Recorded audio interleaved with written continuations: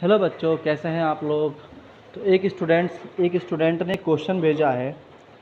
ये question queries में था और बड़ी अच्छा लगा कि कोई बच्चा अपनी क्वेरी भेजता है अगर हमारे पास, तो it is very nice moment.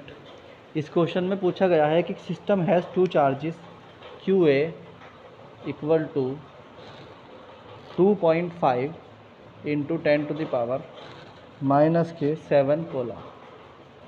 एक चार्ज तो है क्यू ए और एक चार्ज है क्यू बी, जो कि रखा हुआ है कहाँ पर, -2.5 इंटू 10⁻⁻⁷ कोलाम का एक चार्ज रखा हुआ है।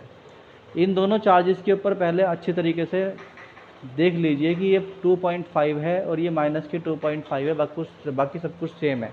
इसका मतलब इनमें से एक चार्ज पॉजिटिव है और एक चार्ज नेगेटिव है, बाकी सब कुछ सेम है। यानी कि सेम मैग्नीट्यूड के दो अपोजिट चार्ज हैं हमारे पास, क्यू ए और क्यू बी।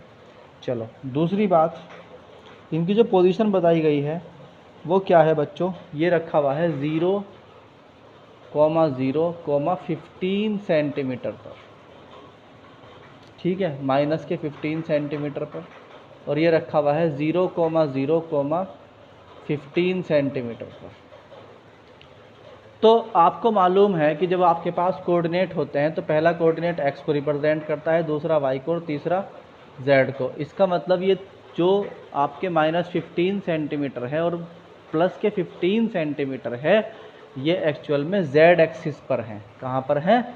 z एक्सिस पर हैं। तो जो इसका सॉल्यूशन का डायग्राम है दैट इज़ नॉट गुड। इसके लिए आप एक काम करें, सिंपली एक लाइन बनाएं और इसे बोल दें कि ये असल में पॉजिटिव z एक्सिस है और ये असल में नेगेटिव z एक्सिस है, और बेसिकली यहाँ पर आपका ओरिजिन पॉइंट है। क्या पॉइंट है बच्चों? यहाँ पे ओरिजिन पॉइंट है। तो यहाँ पर अगर हमसे कहा जा रहा है कि QA जो है वो -15 पे है, QA कहाँ पर है? -15 पे है। तो आप यहाँ पर QA को रिप्रेजेंट कर दीजिए कि QA जो है वो असल में 2.5 इंटू 10⁻⁻⁷ चार्ज है कॉलम का, और वो बेसिकली माइनस के 15 सेंटीमीटर पे रखा हुआ है ओरिजिन से z एक्सिस पे।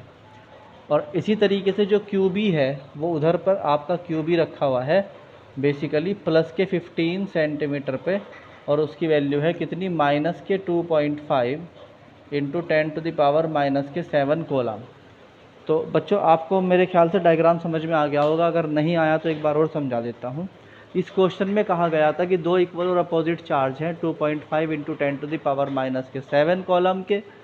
एक की पोजीशन है 0,0,0, पॉइंट माइनस के 15 सेंटीमीटर, और दूसरा वाला 0,0 प्लस के 15 सेंटीमीटर। तो आपने QA और QB ऐसे रख दिया z एक्सिस पर। यह आपका QA हो गया, यह आपका QB हो गया, और आपका ये ओरिजिन पॉइंट हो गया। और इस तरीके से अब मैं बोलता हूँ आपसे, अगर आपके पास दो चार्जेस हैं, उनमें से एक चार्ज आपका पॉजिटिव है और एक चार्ज आपका नेगेटिव है, और उनके बीच की डिस्टेंस बच्चों 2L है। कितनी है? 2L। तो ये क्या होता है? It become a dipole. This is a electric dipole. This is a electric dipole. याद रखो ये क्या है बच्चों? एक इलेक्ट्रिक डाइपोल है। तो किसी ने आपसे पूछा है कि इसमें दो बातें पूछी हैं। नंबर एक, what is the net charge? Net charge कितना है? पहली बात, नेट चार्ज होता है Q equal to QA plus QB। QA कितना है? QA है 2.5 इंटू 10⁻⁻⁷, और ये कितना है? QB माइनस के 2.5 इंटू 10⁻⁻⁷। तो ये आपस में क्या हो जाएंगे? एक दूसरे के इक्वल है, आपस में कट जाएंगे, तो ये बचेगा 0 कॉलम। कितना बचेगा बच्चों? 0 कॉलम का चार्ज बचता है यहाँ पर। तो आपका पहला क्वेश्चन होप सोल्व हो गया है, पहला पार्ट। अब दूसरे पार्ट पर आते हैं, इसे नोट कर लीजिए अच्छी तरीके से। दूसरा पार्ट है इसका कि इसमें इलेक्ट्रिक डाइपोल मोमेंटम कितना है। आप जानते हैं कि P इक्वल होता है 2QL या Q इंटू 2L, ठीक है। यहाँ पर कोई सा भी एक चार्ज ले लीजिए, यानी कि 2.5 इंटू 10⁻⁷, तो चार्ज की वैल्यू हो गई इसकी, और 2L हो गया आपका ये माइनस के 15 यानी 15 सेंटीमीटर इधर है, 15 सेंटीमीटर इधर है, तो ये हो गया 2 इंटू 15 सेंटीमीटर। और 15 सेंटीमीटर को मीटर में कन्वर्ट करने के लिए आपको 10⁻⁻2 से मल्टीप्लाई करनी पड़ेगी, क्योंकि बेसिकली वो क्या लिखा हुआ है, सेंटीमीटर में, और उसको मीटर में कन्वर्ट करना है। दूसरी बात एक बार और समझ लीजिए, देखो यहाँ से यहाँ तक 15, यहाँ से यहाँ तक 15, तो टोटल कितना हो गया 30। मगर मैंने इसको फिर भी 2 इंटू 15 लिखा है ताकि आपको 12 की फॉर्म में याद रहे। तो q इंटू 12, ये q की वैल्यू, ये 12 की वैल्यू आपकी हो गई। तो ये हो गया बेसिकली आपके पास 2.5 इंटू 2 इंटू 15, दैट इज़ आप लिख सकते हैं इसको 2.5 इंटू 3, 30। 30 को 2.5 से मल्टीप्लाई करोगे तो क्या आएगा बच्चों, यहाँ पर आ जाएगा आपका,